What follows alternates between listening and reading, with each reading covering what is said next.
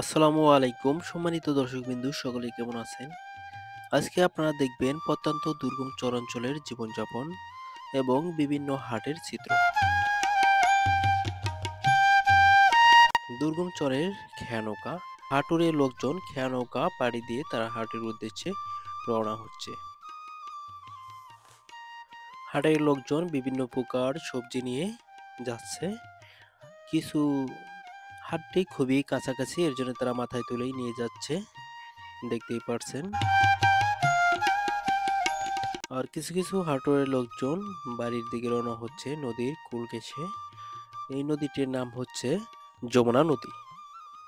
এটি মানিকগঞ্জ জেলার দৌলতপুর উপজেলায় অবস্থিত।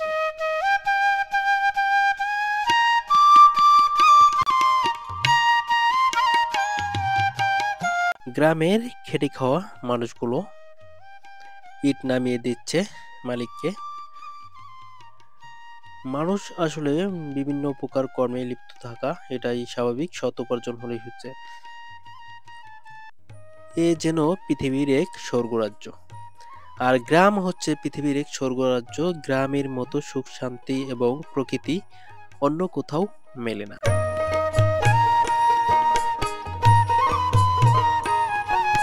এই বিলটির নাম হচ্ছে দামসর রায়সার। এটি মানিকগঞ্জ জেলায় অবস্থিত। আর এখন দেখছেন গ্রাস্ত বাড়ি, আমাদের চরাঞ্চলের নতুন বসতি।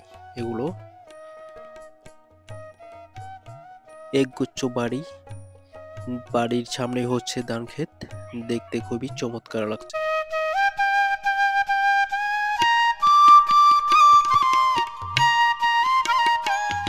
এখন আমি আছি চর গোবিন্দপুর, এটাও মানিকগঞ্জ জেলাতেই অবস্থিত।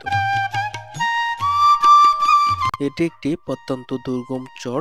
আমি সাধারণত চর নিয়েই কাজ করি, আপনাদেরকে চরের দৃশ্যগুলো দেখানোর চেষ্টা করি।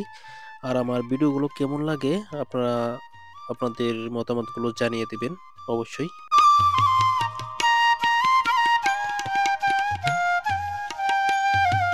এখন আমি আছি কালামপুর হাটে।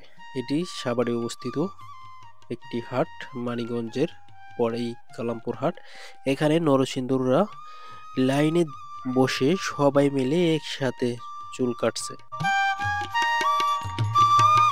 শৈশবের স্মৃতিময় একটি দৃশ্য। এখানে ছেলেরা হাটে এসে ফুচকা খাচ্ছে, দেখতে পাচ্ছেন।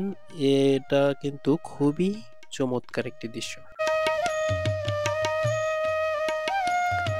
হাটুরে লোকজন বাড়ির দিকে রওনা হচ্ছে নদী কূল ঘেঁষে।